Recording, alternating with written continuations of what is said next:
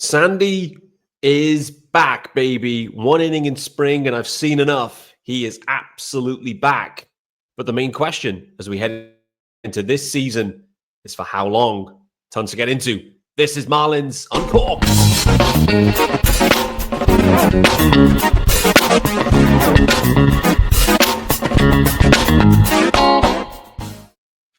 Greetings from England and welcome to Marlins Uncorked with me, Peter Pratt. Hit me up, of course, at Miami Marlins _UK. Guys, welcome to the show. It is Tuesday, the 25th of Feb. This is a subscriber-only show, and we're talking about Sandy Alcantara making his return over the weekend, and what a glorious return. On the back of that, it's got everyone talking, thinking, debating, discussing everything about how this will play out with Sandy and the Marlins. So I felt right to dedicate this entire episode to consider where we're at, where we've been, what the future could hold, and where I think the Marlins will go with this one. It's very hard to read what you think the Marlins will do because, well, they've, zigged when maybe you've expected them to zag. And, it's hard to guess for certain. I think the Luis Arias deal absolutely proved that one, but we do have form on that. So let's get into it, guys. Firstly, Sandy is back, and it was back on TV. We actually got a Marlins game on the television, which was great. It was Sunday evening here in UK time, and I watched that first inning very intently. I have to be honest, after that was done, I had a fish and chip shop run to do, which I did, and thus I didn't watch tons more of the Marlins beyond that kind of first couple of innings. But I absolutely had to see Sandy with my own eyes and get a sense of, is he back? I think the resounding answer was yes. We've heard from Peter Bendix talking about Sandy in a non-committal way, but what we have heard from Peter Bendix, unsurprisingly, is him saying that he's looking immense and he's looking great and etc. And I think that played out. We get Sandy, who hasn't pitched in a game at all since the back end of 2023. He comes out, he starts, and it is full gasolina, full repertoire, 80 grade sinker, 80 grade change. It's just vintage Sandy, throwing 99 gas, and it was a clean inning, give or take. And including a strikeout, the final out was a strikeout. I have to be honest, as I was watching the inning unfold, part of me kind of sensed that Sandy was just like hoping that there'd be a hit or two and could just carry on. Like, this is Sandy just all over, right? Where he's just he just wants to go deep as he can into any game, and with a 1 inning restriction, it felt like Sandy was like almost kind of like trying to give it a nod to the hitters to go, listen, guys, I want someone to get on base because I want to throw some more pitches here. I'm feeling it. I'm feeling good. Someone did get on base, and there was an opportunity for a grounded to double play, a Sandy Alcantara special. Unfortunately, Javier Sanoja kind of bobbled it at second base and couldn't turn the double play. So that would have been the vintage Sandy. But what we then see was strikeout extravaganza Sandy, kind of blowing one by. I think it was a 90-something mile an hour change from memory. But either way, it was either a change or a sinker. I don't know, one of the two. And it completely bamboozled Jose Siri, gets the strikeout. Sandy's day is done. So, guys, he's back. We've heard it. We've heard the buildup that he's feeling good. He's feeling healthy. He's ready to rock and roll. We saw that in, day one of spring, pitchers and catchers reporting. Next thing is Sandy's out there throwing gasolina already. So Sandy's back, and it's hugely encouraging from a Marlins perspective, from everyone's perspective. Like, Sandy, one of the best pitchers in the game. Obviously, being out a year, recency bias does occur. Maybe there's that feeling that, is Sandy still at that top tier? And that's for him to prove. That's going to be the interesting thing. We have Sandy Alcantara returning back in 25. off the back of a year out in 24 from Tommy John, and off the back of, in reality, his worst ever season in 2023, coming off the back of his best ever season and a Cy Young campaign.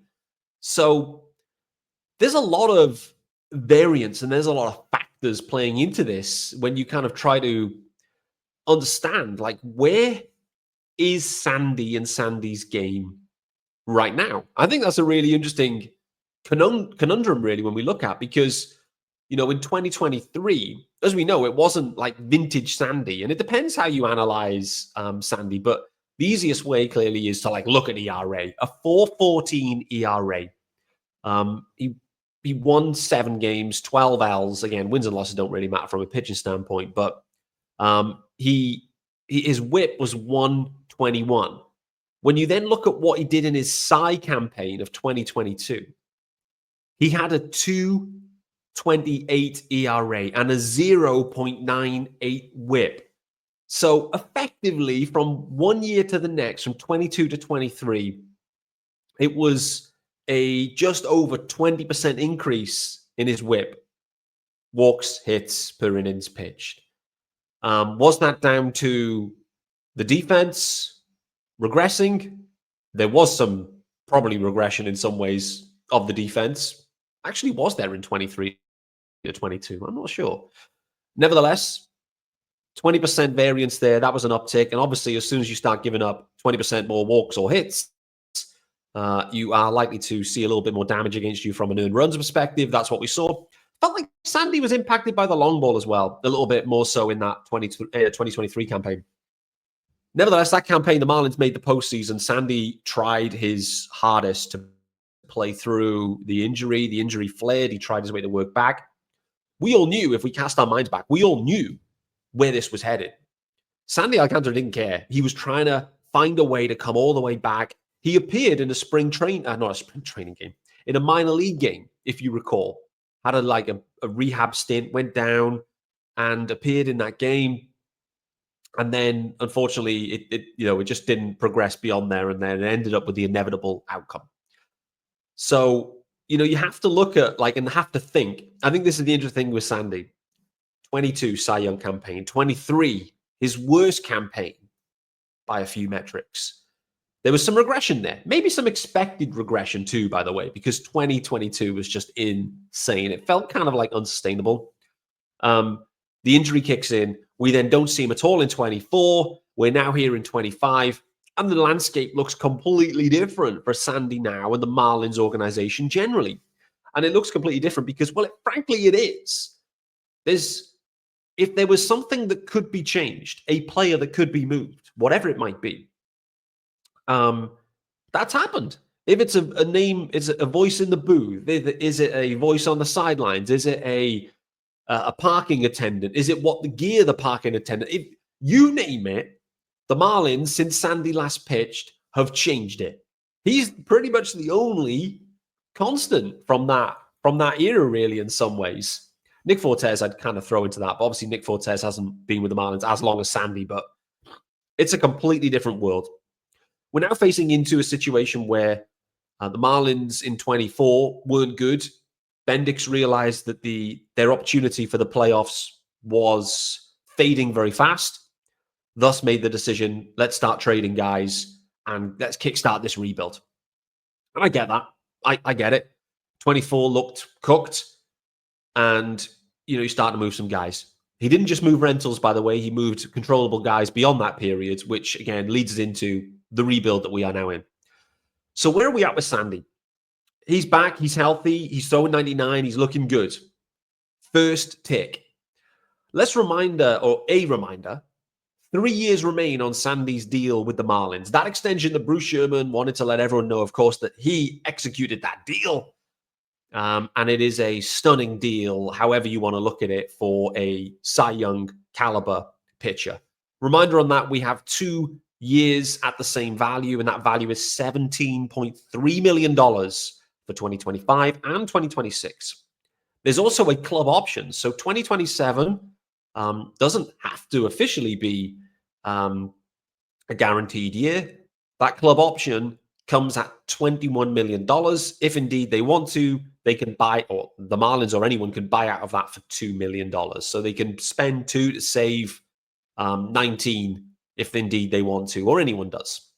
So what that means is 3 controlled years by this extension, then Sandy will reach free agency if indeed no extension is reached with the Marlins or whatever club he may be on. So 3 years remaining on this deal at a below market value dollar value. However, Sandy is by far the highest active earner on the roster. Obviously, you've got some of the guys that are probably earning money that are no longer with the organization, Avisel Garcia, Giancarlo Stanton, whatever it might be.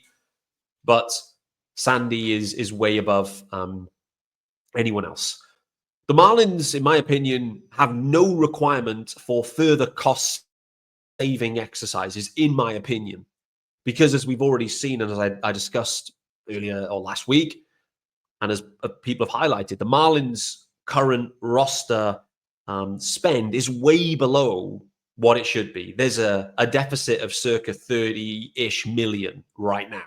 So if the Marlins were to move Sandy, that takes that deficit probably more like to 50 million below what it should be before kind of grievances could be filed or any of that kind of stuff. So in my opinion, from a Sandy perspective, there's nothing that we need to attribute to him around cost saving. This isn't a cost saving exercise. I've seen some people talking about it saying, hey, he's too expensive. The Marlins need to save the money. They don't need to save the money. They do not need to save $17 million on Sandy because the rest of their roster is effectively on, they're pre-arb guys on league minimum, pretty much. So this isn't a financially motivated decision, in my opinion. Would Bruce Sherman like to boost up his farm even more and save 17 million and maybe pocket some of that? Maybe he does. So maybe that's one of his drivers. But in my opinion, from a Marlins roster construction perspective, right now, the motivation to move Sandy is not financial. It may be an added boost in year, potentially. And then maybe they can upgrade the weight room to the biggest weight room in Major League Baseball or whatever it may be. But in my opinion, this isn't a financial decision. So with Sandy, reminder on the deal. 3 years remaining. There is a club option, though, so a team can get out of that third if indeed they want to. It's below market value, and I don't think the Marlins need to save any money. So there's that. However, we then get into the discussion, and this is where, from a Twitter perspective, people came alive the other day because Sandy was back. And naturally, he's back. He's looking good. And naturally, we then start to evaluate from a Marlins standpoint, well, where are the Marlins and what should we expect, knowing what we know, knowing what we've seen with other guys who have had similar levels of control that have been moved. I could talk to Jake Berger. You could talk to Jazz Chisholm Jr. You could talk to those types of guys. Jesus Luzardo, to a point, I think he had 2 years remaining. But that's what we've seen. Those types of guys with that type of control have been moved. The question is should the Marlins trade Sandy? Should they keep him? Should they extend Sandy beyond? Should they add even more commitment so they know that Sandy is around for the next window, whenever that may be? By the way, on the window aspect, Peter Bendix, Bruce Sherman have never put out there publicly when they believe their next window will be, for obvious reasons. If you put something out there, you're measured against it. Bendix and Sherman don't want to be measured against a timeline that they put on things. Why do that? Why add that pressure? There's no reason to. Internally, they may secretly, well, not secretly, but internally, they may have a view of when they could see the Marlins being out of hunting for lottery balls to back in a postseason hunt. I don't know what that number looks like. And it's hard to estimate what that timeline looks like, in all honesty, because there's so many unknowns, in my opinion, right now with this Marlins organization. There's so much variance because there's so many prospects that are effectively powering this organization. Some of those prospects will be good, some of them will not. Some of the guys will underperform, some will not. So there's so much variance, it's almost impossible. So I'm fine from a timeline perspective to not put something on this. I think what's pretty clear, considering the investment into the product, the on-field product this year, is the Marlins expect this year to look similar to last. I think we can confidently say that. With that being said, that's 1 year of Sandy gone.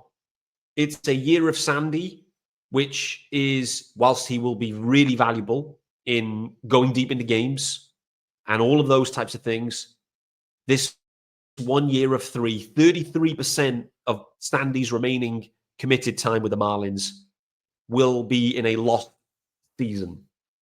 You then only have 2 years to go. What does 2026 look like? Could that be better? Don't know.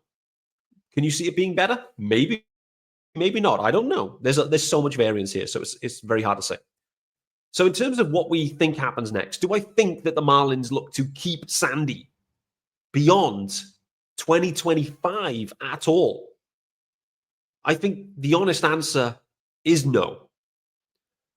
I think based on the way Peter Bendix and Bruce Sherman spoke about Sandy just last week, and the fact that the only commitment they can make is we look forward to seeing Sandy back, and he's back for opening day, and it's Sandy Skeens. They couldn't get past opening day. That was it. No further commitment beyond that. I can't speak to what the future may hold. Peter Bendix has spelled this out. Sandy Alcantara will be traded by the Marlins. It's not a matter of if, it's a matter of when. That's the reality. We've already seen what Bendix does with these types of players in this type of control remaining. And considering this year is lost anyway, why waste it? Because with Sandy, the value will start to shrink in terms of the return based on the control that remains. 3 full years of control feels a lot different to 2 full years of control for obvious reasons. So in my opinion, those conversations have already started with clubs. The Marlins got deep into discussions with the Cubs, for example, with Jesus Luzardo. There were names exchanged. There was people they liked. There was players they liked. For example, in my opinion, that could be the foundations of a conversation around, well, what does Sandy look like instead? Wait to see. So I'm convinced that Bendix has already started talking with other GMs. If I'm another GM, I see Sandy throw what I would have already called. To be honest with you, if I was a GM, and I'm not a GM, clearly. I'm not as smart as those guys, clearly. But GMs would have already been calling Bendix, because if Sandy's fine, they know he's available. It's pretty much the best available arm in the market, in the trade market right now. You have already had to have made that call. So I think conversations have already happened. You then get this outing on Sunday where Sandy rolls out, throws how he throws. He looks immense for his first outing in spring and having missed a full year. If that's what rusty Sandy looks like, then boy, oh boy, what does full gasolina Sandy look like later as we ramp up towards the season itself? Bendix's phone would have been going off the hook. Calls coming in everywhere. And this is where things start to get interesting, in my opinion, because a lot of talk around Sandy is, are we going to move Sandy at the deadline? It's all the way into July and August. July and August. Like, that's 2/3 of this season coming up that are then gone. It's 2/3 of a wasted season on a Marlins team that's going nowhere. If I'm Peter Bendix right now, I am strongly considering moving Sandy right now, before opening day.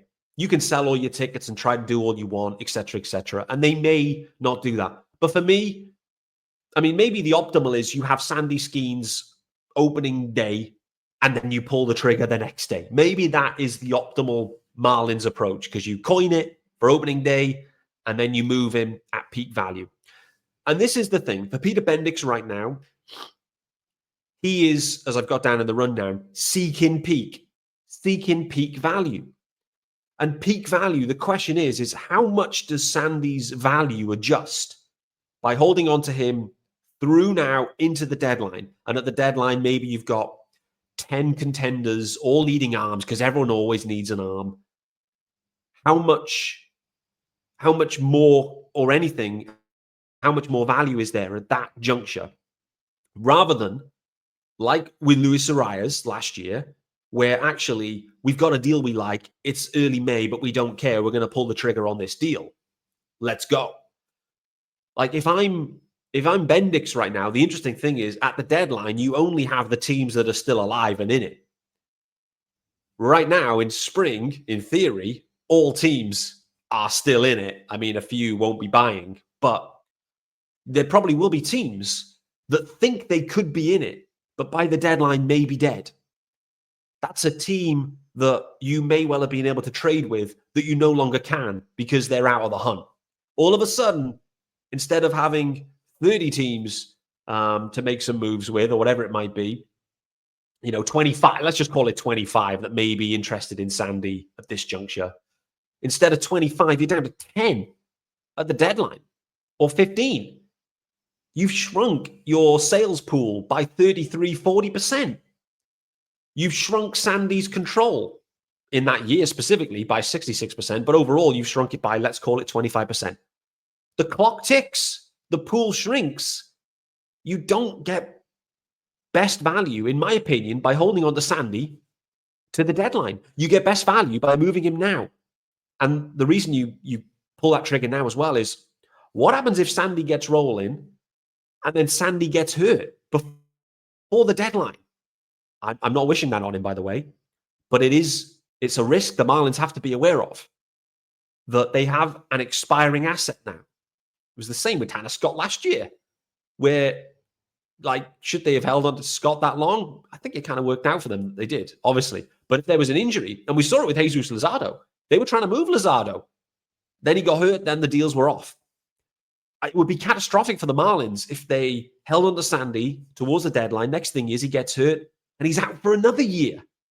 All of a sudden, that's 2025 gone, 26 gone, and you're now into the club option year. You then just have a rental Sandy remaining at 21 million, who's now 32, coming off 2 Tommy Johns. Boy, oh boy. That isn't the price tag that's going to be a difference maker. And this is at the heart of it. For the Marlins right now, they have one guy.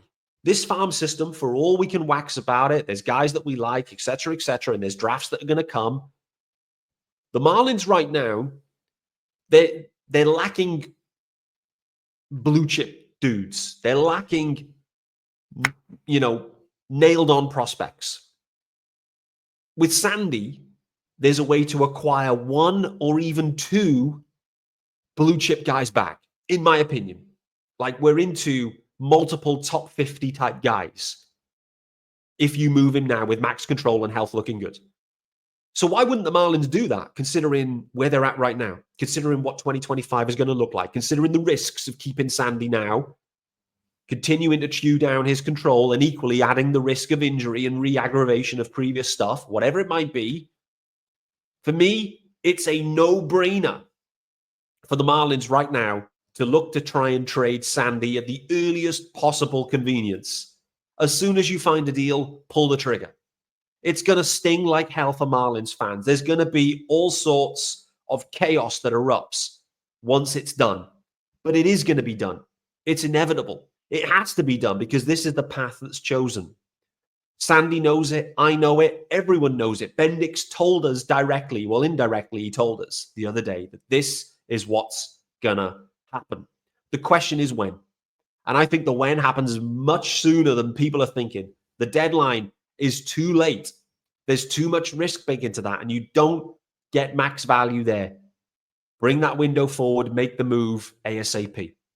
Sandy Skeens may happen, but there may not be many Sandy appearances after that. And it wouldn't shock me, to be honest with you, it wouldn't shock me if Sandy is moved before opening day and there is no Sandy Skeens. It becomes our new ace. He steps up. Veyente Beozo. Paul Skeens. Let's go, Veyente. Guys, it's going to wrap it up for Marlins Uncorked for today.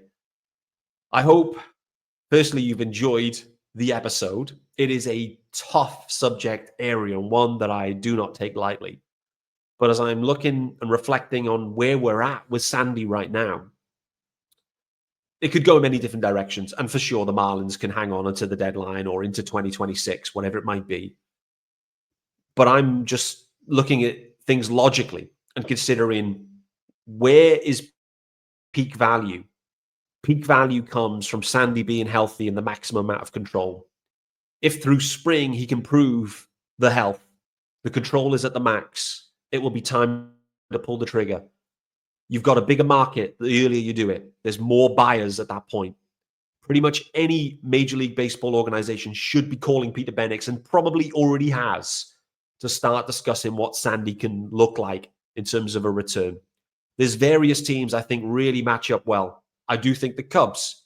I think there's the Red Sox that absolutely match up well. There's loads. It's going to have to be a loaded farm that you're willing to get aggressive with and pay the premium, because Sandy is the best available arm right now. Guys, thanks for listening to Marlins Uncorked. I'll be back later in the week. Edward Cabrera going today, by the way. Edward Cabrera makes his spring training debut if the weather is okay after yesterday's rain out. So we're going to get a look at Eddie Cabrera. I have to be honest, I'm going to dig into Eddie Cabrera this week. It's been one of the guys that has been spoken about the least, I would say, in this offseason and this spring. Eddie Cabrera, he's got all the upside, but has none of the consistency. When or if do we ever see that consistency? We'll get into that later in the week. I look forward to seeing you then. See you soon, guys.